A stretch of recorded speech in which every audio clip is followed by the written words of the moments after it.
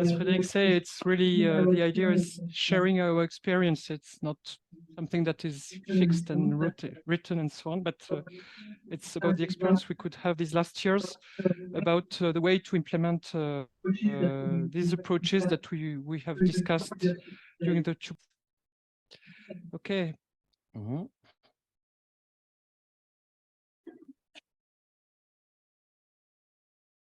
Mm-hmm. Yeah. Okay. So this again is a work that has been done during DNA Quanet, this cost action that lasts for 4 to 5 years, and where we could gather people from many countries. So it was interesting to think together about the way of implementing these approaches in aquatic biomonitoring.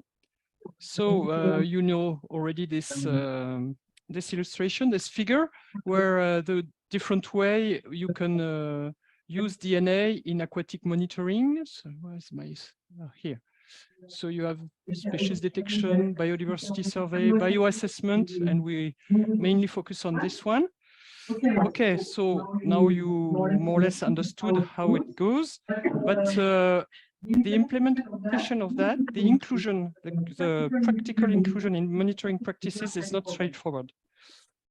And yes, so you understood from the courses that these methods have the potential to improve aquatic bioassessment and also the monitoring, because among other things, it's high throughput method, it's non-invasive, especially when you go to fish, for example. We often detect a higher richness, and also it's, for example, brings a better comparability among sites, among campaigns, and so on, among countries. Okay. Something else is that it does not provide exact similar information than classical approaches. And this is a question that appears when you want to go to implementation. For example, taxa list will always differ. For example, you have a dead cell of diatom, you will see it on the microscope, and it may be no DNA anymore, so you will not find it with the molecular approach. So always taxa lists will differ, be it with the taxa you will find, or be it with the relative abundances or whatever. So this is something that may limit also a little bit or that need discussion at least. So inclusion of these methods in monitoring practices requires to have some action that could be done at national or international level. So to foresee the necessary steps and to stimulate the implementation, we organized some prospective workshops. First workshops were organized at national level, of not really national, but France and Switzerland during an Interreg project, where with different stakeholders from France, from the ministry to people going in the field, and from Switzerland, from people from private offices, from people of the environmental services.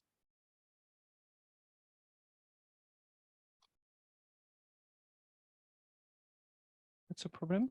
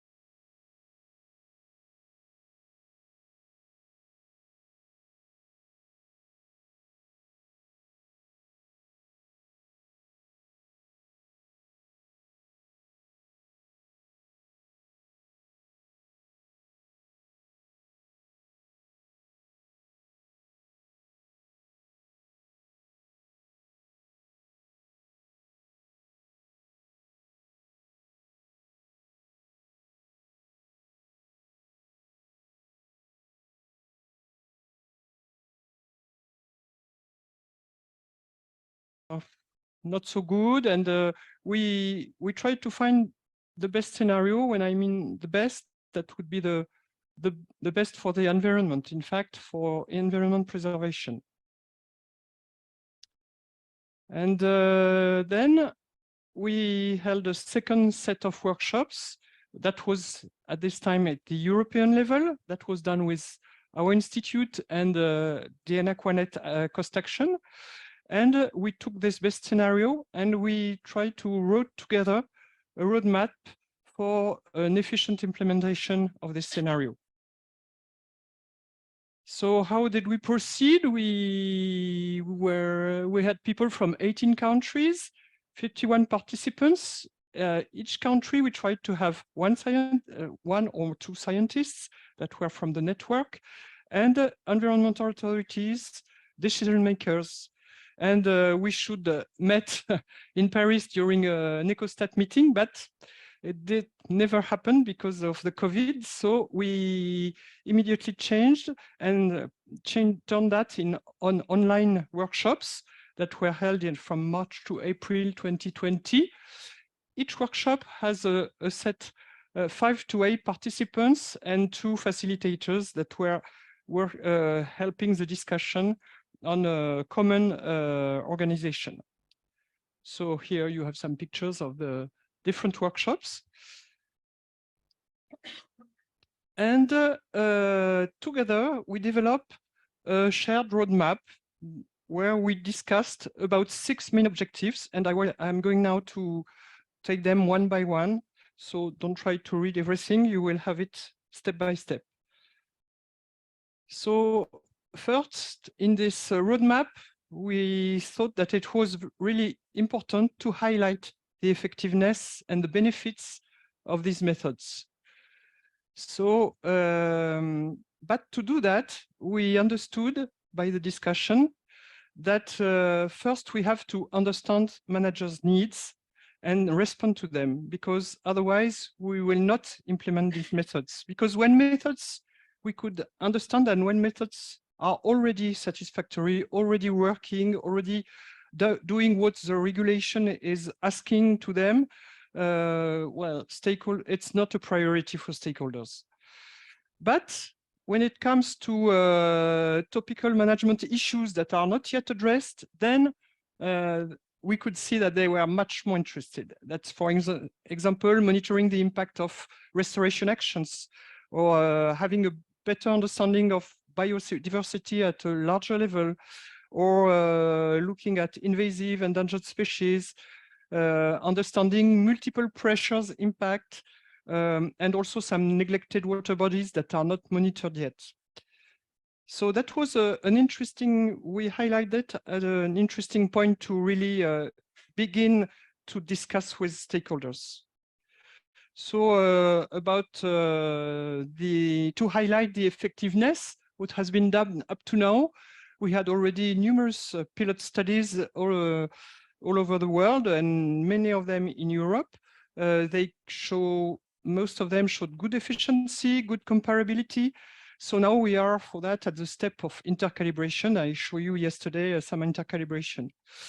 But really to take full advantage of these DNA-based methods, what you show from Frédéric yesterday, that you could really mimic what is already done with classical methods, but you could also try to find new indices or try to avoid taxonomy. So this open ways to fully take the advantage of DNA material and develop new indices that are based on this data, and also develop approaches for overlooked issues, the one that I listed too. And also we highlighted with all the participants that probably these DNA approaches may be an opportunity to reduce differences between EU regions and countries. And if we are here together today and together, that's for sure showing that. Okay, second point was we questioned us if we should develop an adaptative approach or wait until all methods are mature to implement them. So because now most DNA-based methods are mature enough and meets many end users' needs, but how to proceed? Should we wait until methods are fully tested, evaluated, calibrated? But that could be really an endless task. And at what stage should we stop and say, okay, move to operational phase? So this is something that remains always open. Or should we more go to an adaptative approach?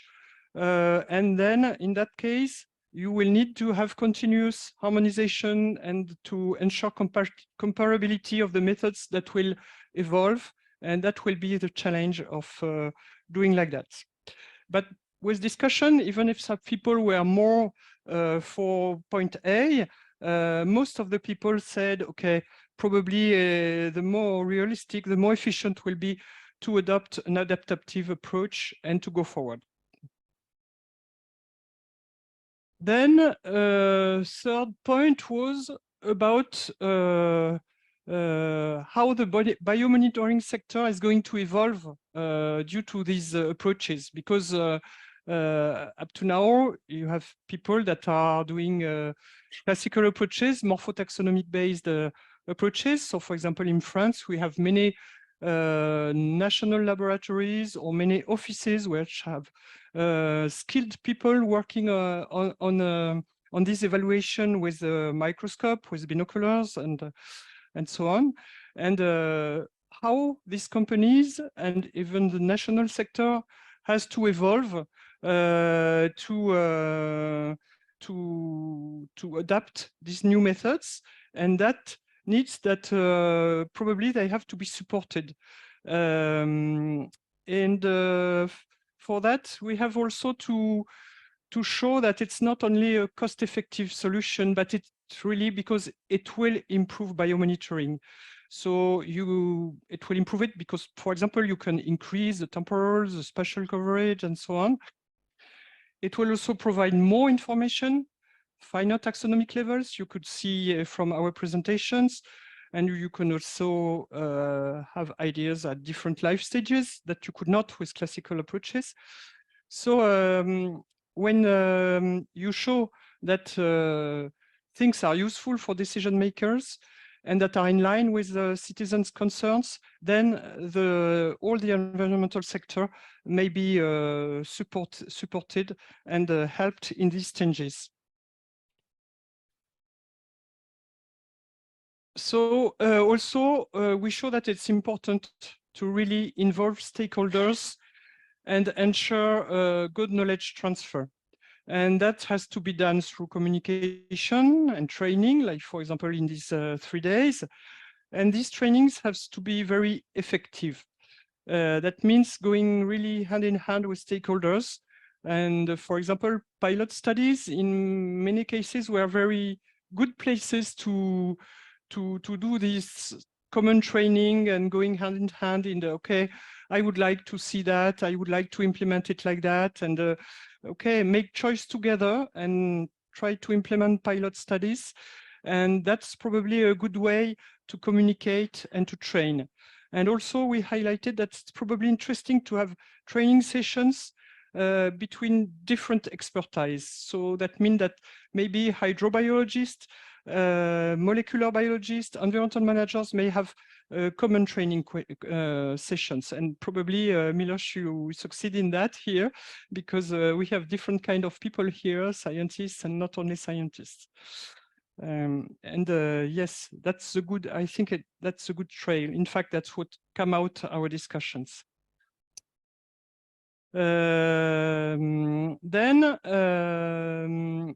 Fifth part was well, it was evident for us that the process has to be steered at the European level, and that there is a need of collaboration between EU bodies, because, and for example, EcoStat, which is the group of experts that is advising WFD, and also discussion with scientists to discuss and to foster implementation. And at this time, we really thought that it would be necessary to have a clear mandate from Europe to develop that, and that Europe should provide a common framework, and that may help also obtaining funds. For example, when I show you yesterday these intercalibration studies, well, typically Europe could bring funding for this kind of studies, but I think that was not the most successful part, because in fact, at the end of these workshops, we thought that EcoStat will really open an expert group on DNA approaches, but finally they did not. They said, okay, just try to intercalibrate what you propose with the classical approaches, and do it by yourself. So now it's not so clear how we could steer the process at the European level. Let's see. And finally, the sixth point of this roadmap was the need to have best practice guidelines and standards, and in order to provide a flexible approach. So we highlight the importance of having guides, to have good methods and good practices for an overall framing.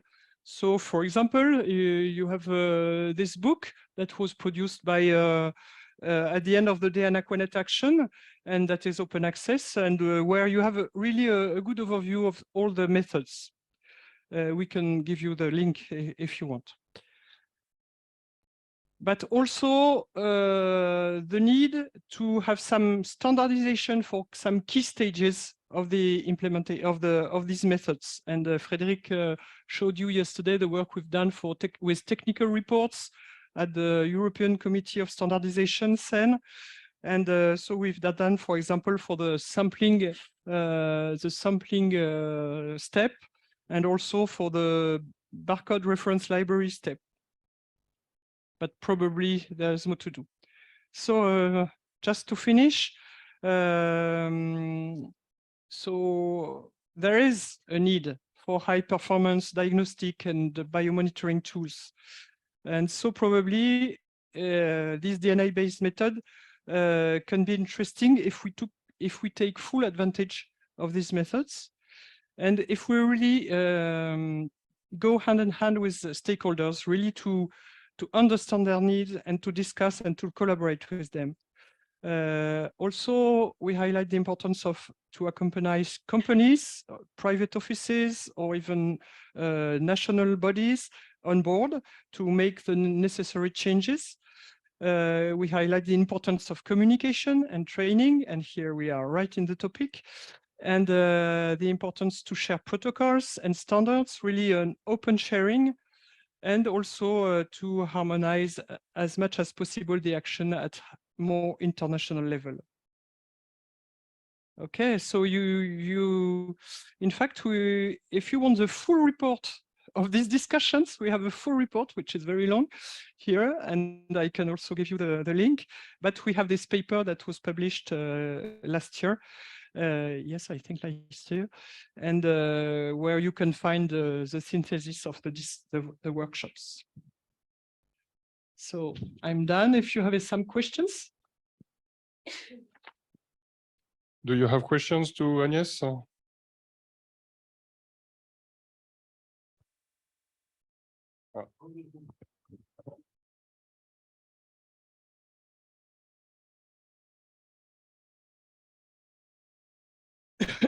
Thank you. A question from the Zoom. Please, the link you mentioned is very useful.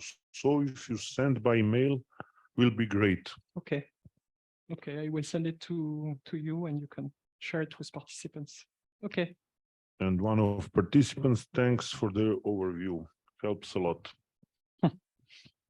Thanks. And Miloš, tu peux passer à Miloš.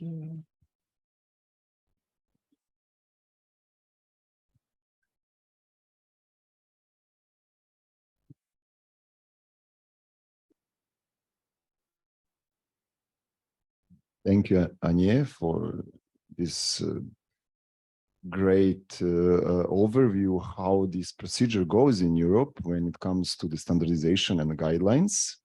I think most of us didn't have opportunity to see this. My question is related to the analysis of the stakeholder needs. Before you started, you said you want to highlight the effectiveness, but we want to see what the stakeholders really need. Do they need these methods? How did you assess this? Did you ask them at the meeting or gave them a questionnaire? No, that was open discussion during the meeting because we have these scientists and these stakeholders. Usually it was more, well, national level stakeholders. And really we could see that sometimes they say, okay, we are not interested in that. So, on an operational way, yes, we could see that these all these pilot studies were very efficient to discuss with stakeholders, because then you implement the pilot studies on the question they have. Maybe you can highlight the possibilities of DNA a bit more for them so that they can bring some new ideas in their mind and say, okay, oh yes, maybe we could try that. Or, but really, that was maybe the main message from these workshops, that please let's go together and really listen for what. Don't be you scientists in your own castle that is you are finding that your methods are good and you want to do finer and finer things, and but if you want to go to implementation, we have to discuss and you have to know our needs and so on. Thank you.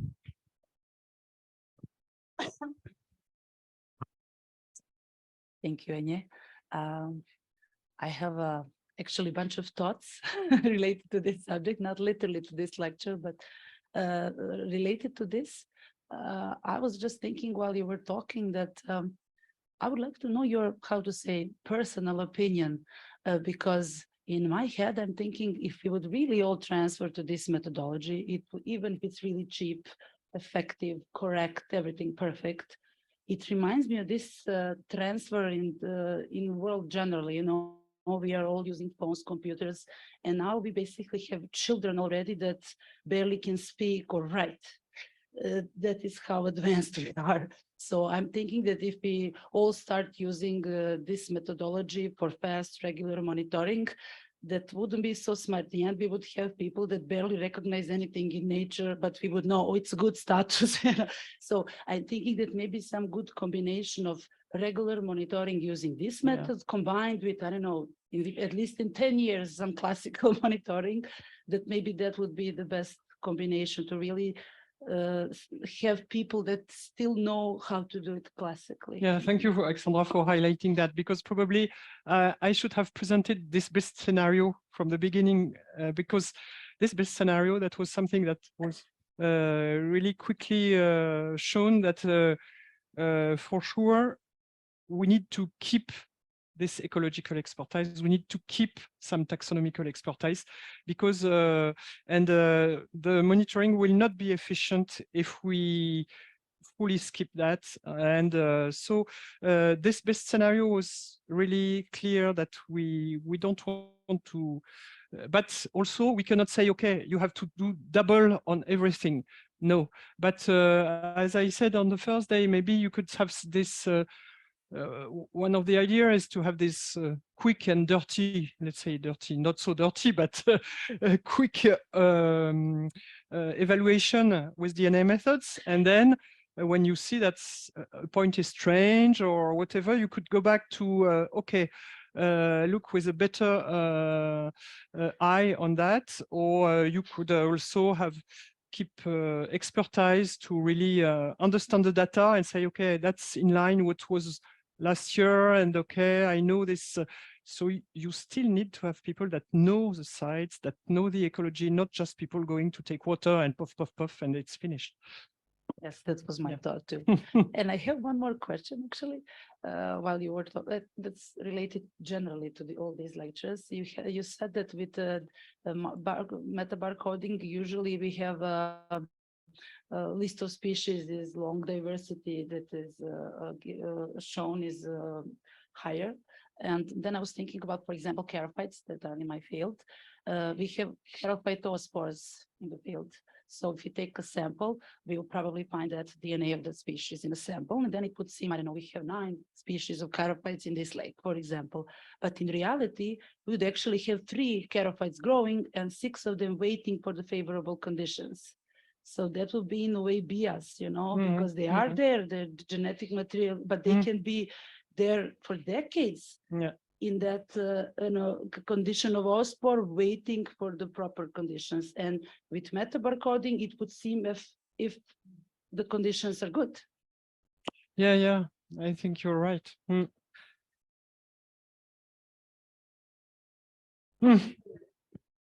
Yeah.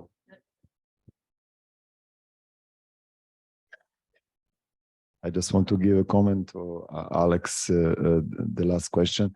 Yes, it's true when you take a sample of the sediment, but if you take water, then you don't have so high bias when it comes to the charophytes. But of course, this is the state of the art, and we will see how this will goes. For example, if we have very rare and endangered species, it would be cleverer to take just the water, not to pick up the last specimen in that habitat. And we saw that it could be only a couple of specimens, and then we will preserve them. So, yeah. We can talk in the office. Let me talk with Daniel.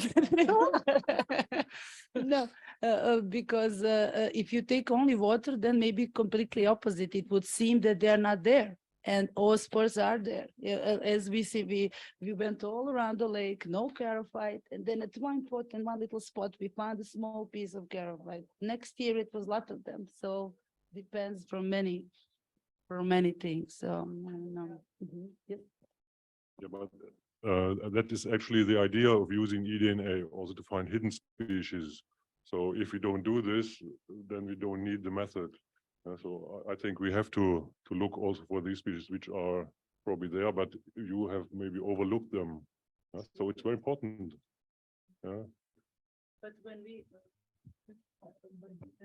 when we investigate, for example, quite small pond, which is our case, then it's relatively easy to literally go and check everywhere and go around and carefully look, me and Miloš together, you know, and then we are almost sure that we didn't overlook. Maybe it wasn't the proper moment or a season, or we should go more frequently, but yeah. Just to say that it's exactly one method that is still in its infancy. So you have a lot to explore on that. And that's interesting, for example, to have pilot studies to say, okay, maybe you have many stakeholders that may have some ideas, and that should highlight them and open your mind on that.